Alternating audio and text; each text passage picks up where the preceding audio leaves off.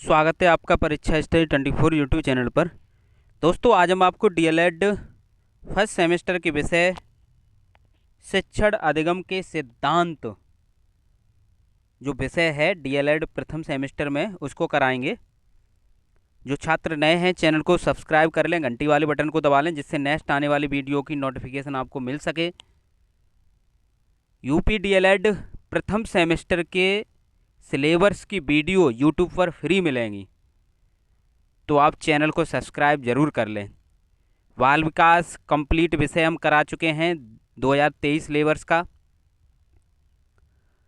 विज्ञान कंप्लीट हो गई है। इस प्रकार आपके 2 विषय कंप्लीट करा दिए हैं 8 विषय में से। समझते हैं दोस्तों, शिक्षण।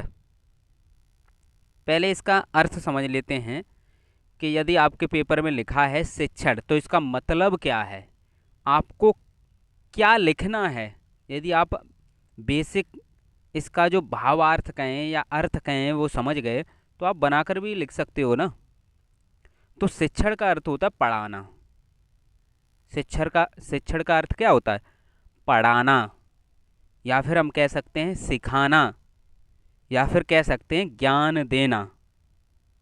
ज्ञान देना, क्योंकि यदि हम किसी बच्चे को पढ़ाएंगे तो इसका मतलब ये है कि हम उसको ज्ञान दे रहे हैं। ठीक है, यही इसका अर्थ है। अब इसे लिखेंगे कैसे? यदि पूछा जाए कि शिक्षण का अर्थ बताइए या फिर शिक्षण से क्या आशय है, तो आप किस प्रकार लिखेंगे? तो आप लिखेंगे ज्ञान प्रदान करना ही शिक्षण है। क्या लिखेंगे? ज्ञान प्रदान करना ही शिक्षण है। तो इस प्रकार आपने शिक्षण को समझा कि शिक्षण का मतलब होता है पढ़ाना या फिर ज्ञान देना। तो जब आप किसी शब्द का अर्थ समझ जाएंगे तो उसके बारे में लिख सकते हो अपनी भाषा में। आगे देखते हैं शिक्षण का सामान्य अर्थ। शिक्षण का सामान्य अर्थ पूछा जाए तो क्या लिखोगे आप? तो आप लिखेंगे कि शिक्षण का सामान्य अर्थ है ज्ञान प्रदान करना, यानी शिक्षक शिक्षण के द्वारा ही शिक्षार्थियों को ज्ञान प्रदान करते हैं। तो इस प्रकार आपने समझा कि शिक्षण की जहाँ बात हो या शिक्षण से संबंधित प्रश्न पूछा जाए तो इसका मतलब ये है कि ज्ञान प्रदान करना ही शिक्षण है। ठीक है, यानी पढ़ाना वो क्या है? शिक्षण तो है। नेक्स्ट देखते हैं शिक्षण का व्यापक अर्थ। ये भी प्रश्न आपके पेपर में पूछे गए हैं। ये सभी प्रश्न आपके पेपर में पूछे गए हैं क्योंकि 40 प्रश्न पूछे जाएंगे तो लगभग सभी टॉपिक से प्रश्न पूछ लिए जाते हैं। शिक्षण का व्यापक अर्थ समझते हैं। व्यापक अर्थ में शिक्षण वह प्रक्रिया है। व्यापक अर्थ में शिक्षण वह प्रक्रिया है जिसमें किसी भी साधन द्वारा किसी भी समय किसी भी व्यक्ति द्वारा किसी भी ज्ञान को किसी भी माध्यम से दिया जाए। ठीक है, इसमें कोई बाउंडेशन नहीं है।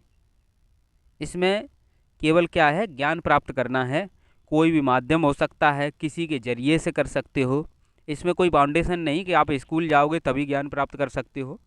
तो व्यापक अर्थ में क्या लिखना होगा कि किसी भी साधन द्वारा किसी भी समय। ये नहीं कि स्कूल का समय है 10 से 4 तो 10 से 4 जो 10 से 4 जो पढ़ा जा रहा है वही ज्ञान प्राप्त है, टीचर ही पढ़ाएंगे तभी ज्ञान प्राप्त होगा, ऐसा कुछ नहीं। ठीक है, तो व्यापक अर्थ में क्या है कि व्यापक अर्थ में शिक्षण वह प्रक्रिया है जिसमें किसी भी साधन द्वारा किसी भी समय किसी भी व्यक्ति द्वारा किसी ज्ञान को किसी भी माध्यम से दिया जाए।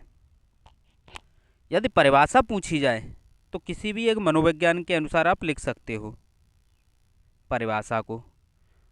डम्बेल के अनुसार समझते हैं शिक्षण क्या है। डम्बेल ने क्या बताया है? शिक्षण का सबसे साधारण अर्थ यह है कि शिक्षक कुछ जानता है और उसे छात्रों को बताता है। डम्बेल ने ये बताया है कि शिक्षण का सबसे साधारण अर्थ यह है कि शिक्षक कुछ जानता है और उसे छात्रों को बताता है। ये किसने बताया? डम्बेल ने बताया। नेक्स्ट है आपकी परिभाषा क्लार्क के अनुसार। इन्होंने क्या बताया है, इसे समझ लेते हैं। क्लार्क ने बताया है कि छात्रों के व्यवहार में परिवर्तन लाने के लिए,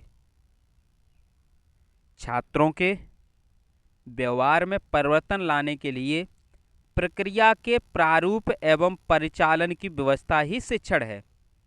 ये क्लार्क ने बताया है कि छात्रों के व्यवहार में परिवर्तन लाने के लिए प्रक्रिया के प्रारूप एवं परिचालन की व्यवस्था ही शिक्षण है। नेक्स्ट देखते हैं, नेक्स्ट परिभाषा एडमंड एमिडन के अनुसार। इन्होंने क्या बताया है कि शिक्षण एक अंतःक्रियात्मक प्रक्रिया है। शिक्षण क्या है? एक अंतःक्रियात्मक प्रक्रिया है जिसमें मुख्यतः शिक्षक व छात्र के मध्य कक्षा में हुई अंतःक्रिया तथा क्रियाएं सम्मिलित होती हैं। ये किसने बताया? एडमंड एमिडन ने। जो आपको सरल लगे वो आप याद कर लें। नेक्स्ट देखते हैं, बीओ स्मिथ ने क्या बताया है? शिक्षण एक उद्देश्य से निर्देशित क्रिया है। ये किसने बताया?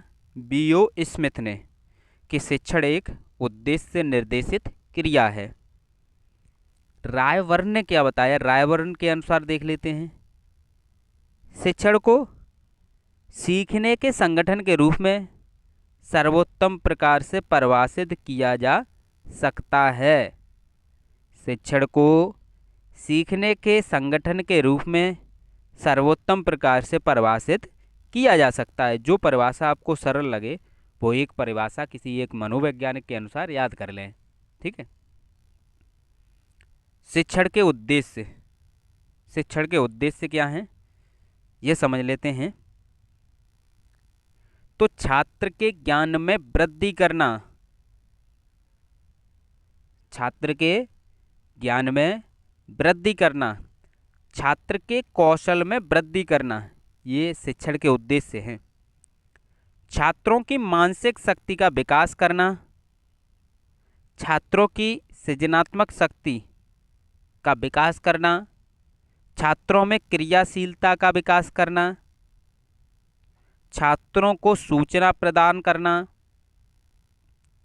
छात्रों का मार्ग प्रदर्शन करना, छात्रों को वातावरण से अनुकूलन करने में सहायता करना, छात्रों को उपयोगी ज्ञान प्रदान कर सर्वांगीण विकास करना, छात्रों के चारित्रिक गुणों का विकास करना। तो इस प्रकार ये पॉइंट थे आपके शिक्षण के उद्देश्य, कि छात्रों को ज्ञान देना, कौशल में विकास करना, मानसिक शक्ति का विकास करना, सृजनात्मक शक्ति का विकास करना,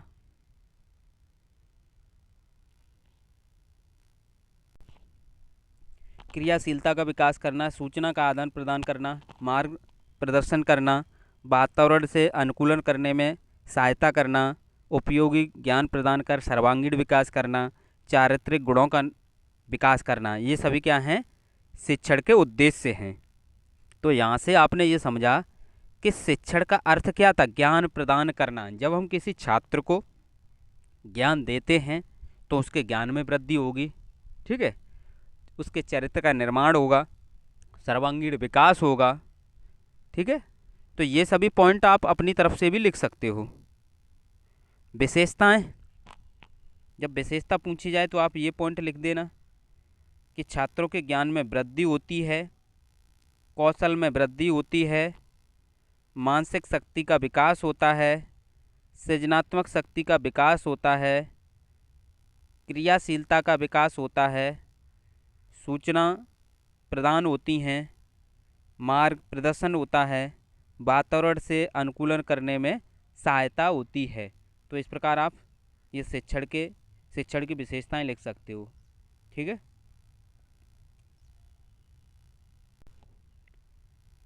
नेक्स्ट प्रश्न है, शिक्षण को त्रिमुखी प्रक्रिया क्यों कहा जाता है? ठीक है, तो ये जॉन डीवी ने बताया था। त्रिमुखी प्रक्रिया किसने बताई? जॉन डीवी ने। शिक्षण को त्रिमुखी प्रक्रिया इसलिए कहा जाता है क्योंकि शिक्षण के अंतर्गत 3 बिंदु आते हैं। कौन कौन से? शिक्षक, शिक्षार्थी, पाठ्यक्रम। शिक्षक, शिक्षार्थी और पाठ्यक्रम, ये 3 बिंदु आते हैं, इसलिए शिक्षण को त्रिमुखी प्रक्रिया कहा जाता है। ये जॉन डीवी ने बताया है। त्रिमुखी प्रक्रिया किसने कहा? जॉन डीवी ने। शिक्षण करते समय ध्यान रखना चाहिए, तो बच्चों की रुचि और मानसिक स्तर का ध्यान रखना चाहिए। पता चले कि आप 2 क्लास के बच्चों को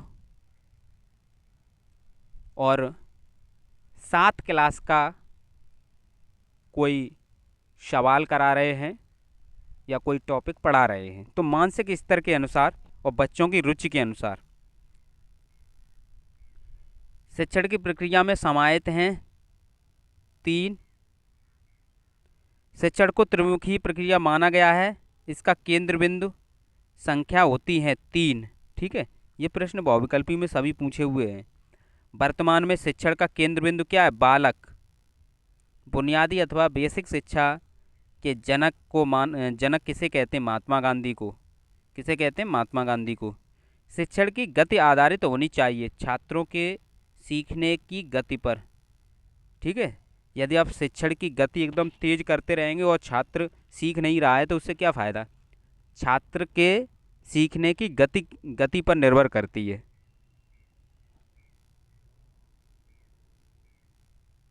तो इस प्रकार ये शिक्षण का टॉपिक है। एक बार थोड़ा शॉर्ट में समझ लेते हैं जिससे आपको वीडियो देखते देखते याद हो जाए। शिक्षण, शिक्षण का अर्थ है पढ़ाना या फिर हम कह सकते हैं ज्ञान देना, यानी ज्ञान प्रदान करना ही शिक्षण है।